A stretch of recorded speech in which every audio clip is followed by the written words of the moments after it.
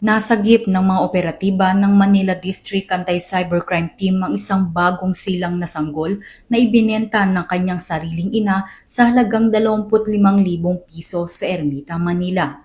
Sa pinaiting na cyber patrolling, nadiskubre ng mga otoridad ang ilegal na pagbebenta sa isang sanggol matapos itong i-post ng kasabwat ng ina sa Facebook group.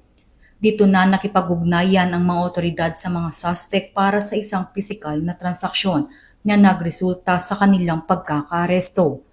Nahaharap ngayon ang dalawang suspect sa patong-patong na kaso, kabilang ang paglabag sa Republic Act 716 o ang Special Protection of Children Against Child Abuse, Exploitation and Discrimination Act.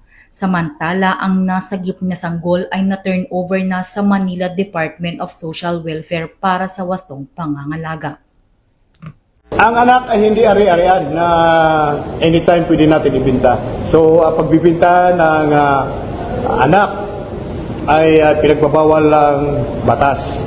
So, kung gusto natin ng adoption, meron tayong dapat lapitan na ahensya ng gobyerno. Meron tayong legal process for adoptions. Mula dito sa Campo Crame, ako ang inyong PNN correspondent, Patrolwoman Mary Grace Artizuela, nagbabalita para sa Police News Network, alagad ng batas, tagataguyod ng balitang pulis.